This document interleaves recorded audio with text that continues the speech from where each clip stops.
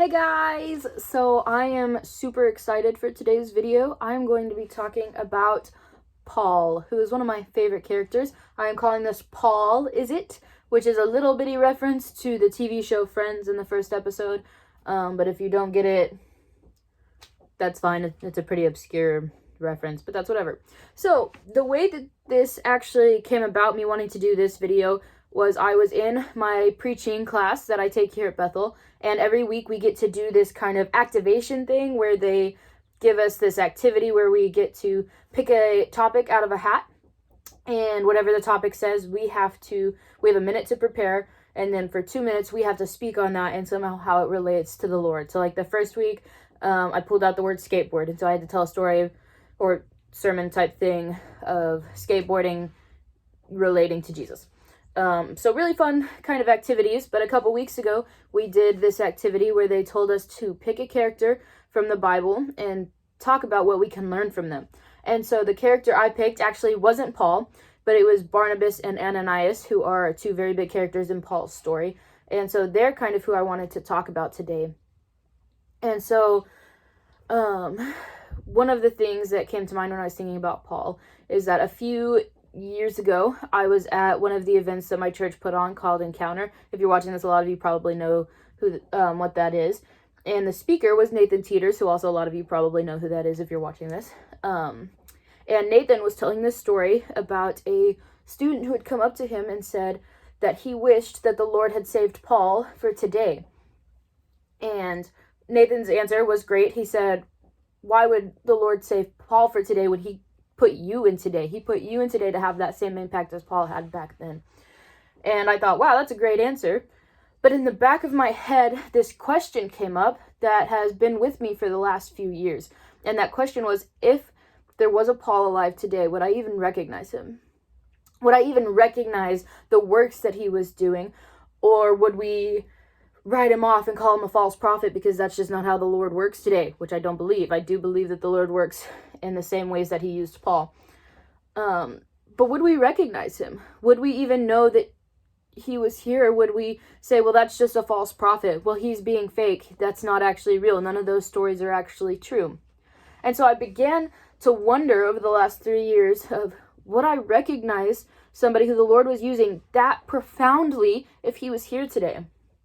And so my goal over the last 3 years was to be sure that in my mind, that if I met a Paul, that I would recognize him. And I would believe that I do at this point in my life, that there are people who I do believe are having that same kind of impact on the world, even if not everybody recognizes it. But what I actually wanted to talk about today was Saul's conversion into Paul and how Ananias and Barnabas played a role in getting him to that point. So if you don't know the story, I'm just going to kind of summarize it. If you want to read it completely, it's in Acts chapter 9. So Saul was on the road to Damascus. A lot of us know this part of the story. And as he was on the road, the Lord powerfully encountered him, and he actually took away his eyesight. He asked Saul, why are you persecuting my followers? And Saul was like, who are you, Lord? And there was this little encounter or whatever. And so the Lord took away his eyesight, and he told him to go to, I think, the house of Judea. Not super important. But anyway, so Saul starts his journey there, and the Lord goes to Ananias and says to Ananias that he needs to go to the same place that he sent Saul and get rid of his blindness, to pray for him and take away the, I think it's scales over his eyes. Anyways, again, you can go read it yourself. I'm just trying to give a summary. And so Ananias at first was kind of like, Lord, is this not the same Saul who's been killing a bunch of Christians? Which, like, if I was Ananias, I too would be like, Lord, this guy's been killing a bunch of Christians. You want me to go where? You want me to do what?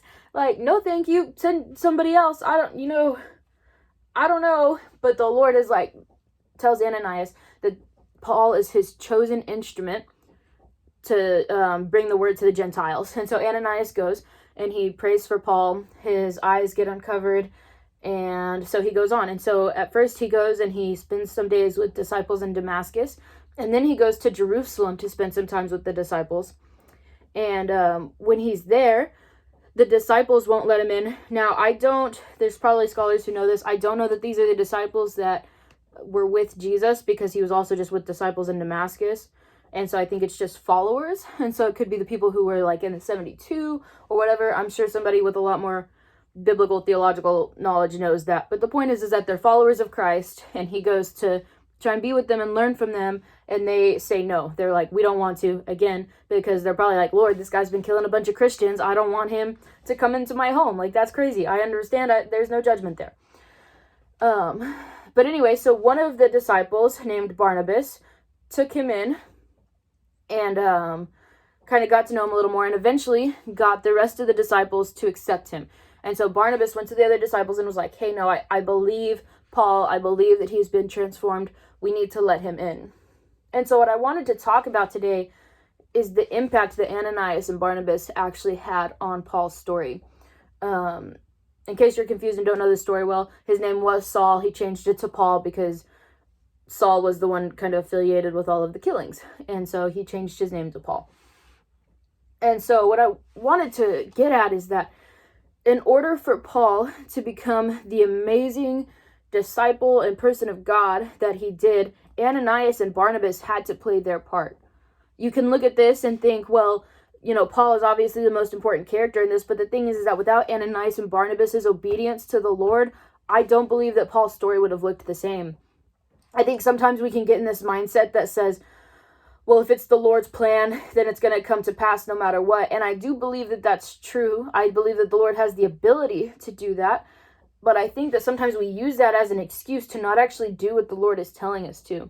I think that I used to kind of have this mindset of like, if the Lord was telling me to go talk to somebody or telling me to do this in somebody's life, if I said no, that it was fine, because the next person might bring up, that he'd send somebody else who is more obedient. But the truth is that our disobedience can have an impact on somebody else's life.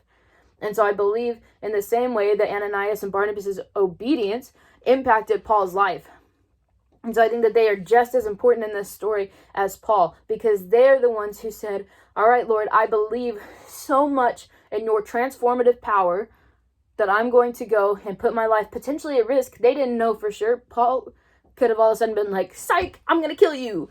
But they didn't. They said, all right, Lord, I'm going to trust you, and I believe wholeheartedly in your transformative power, so I'm going to go and minister to him.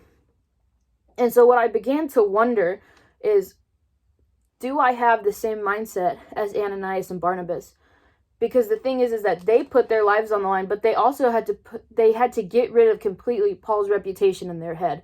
And they said, all right, I 100% believe that the Lord has gotten rid of the old you, and that this is the new you, and that's the only person I'm going to focus on. And I think that this is sometimes where we struggle as a church.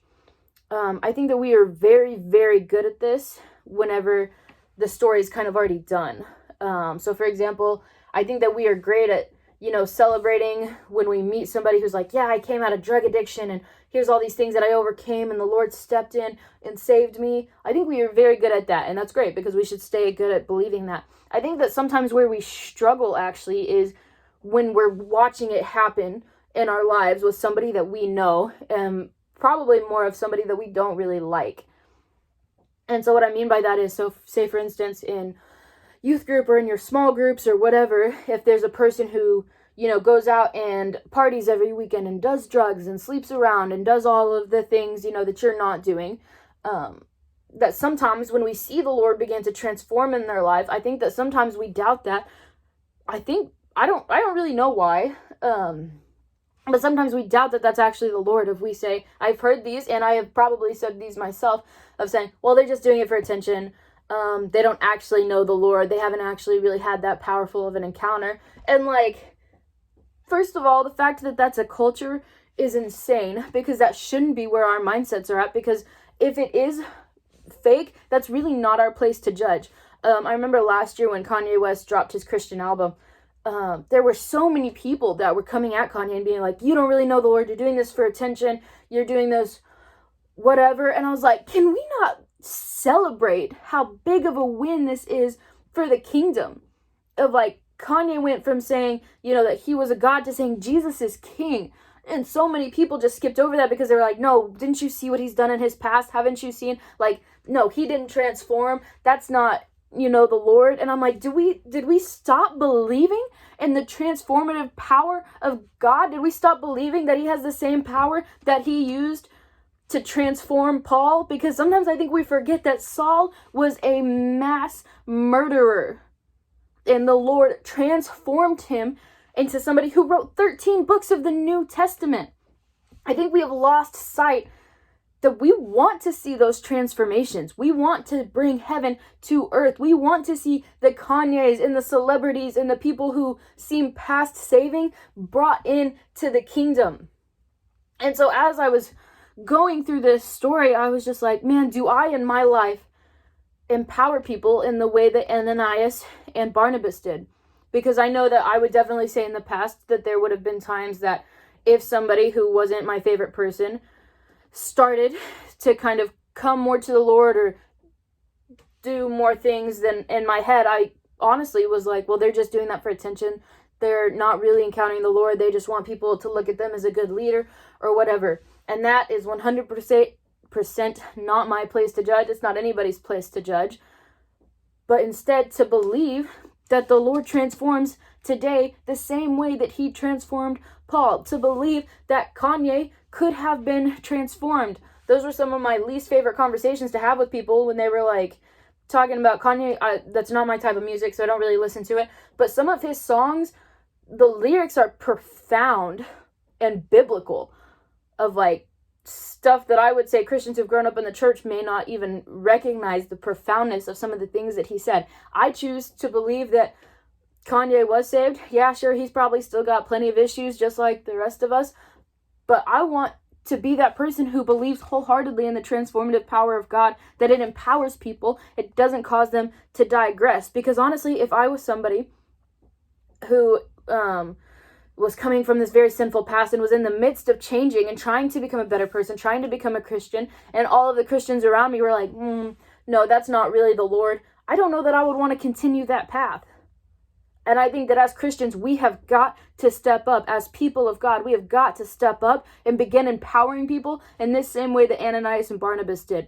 To empower them to say, hey, I recognize that you're in the middle of your journey, but I want to step into that journey with you. I know that maybe we don't always get along, whatever it is, but I want to empower you because I believe that the Lord is going to use you. Because the thing is that sometimes one of the most powerful things that we can do as believers is to believe in the transformative power of God in somebody else's life.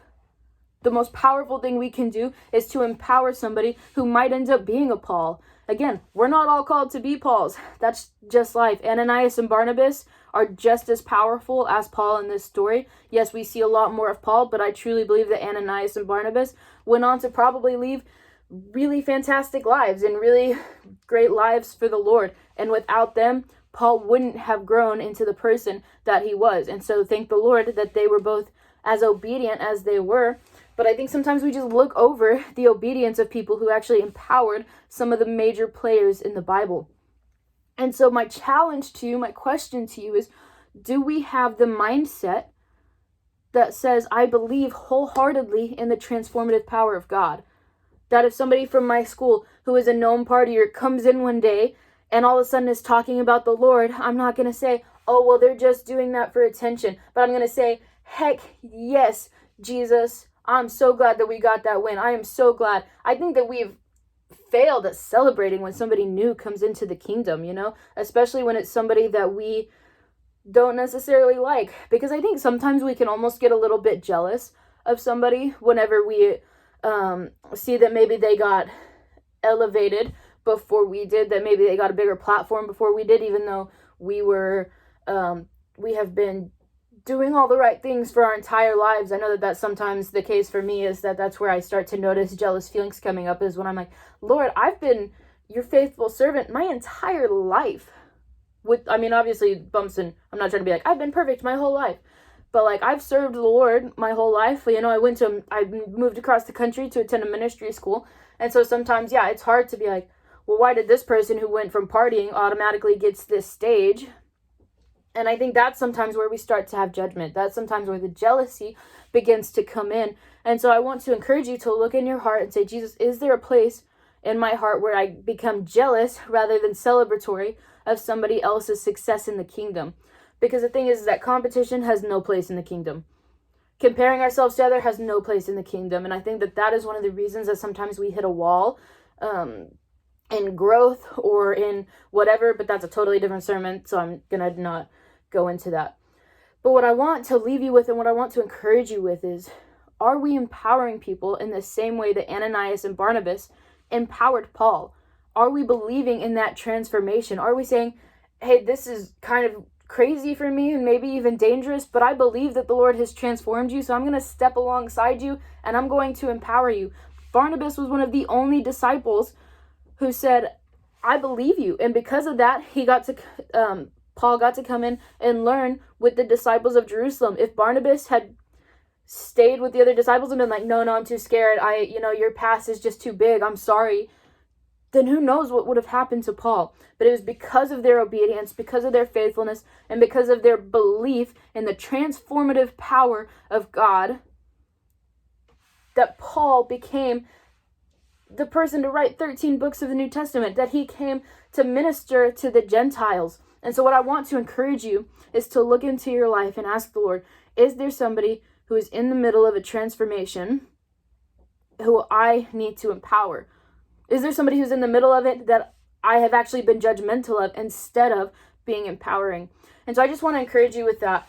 I know that I have to look back in my life and I have to constantly remind myself of that, because I think that we live in a world that tells us to be jealous, tells us that we want to be the best, that we need to be the only ones doing what we're doing, whatever it is. And so I just want to encourage you to look into your life and see if there's somebody that the Lord is in the midst of transforming that needs a Barnabas, that needs an Ananias to come alongside them and empower them.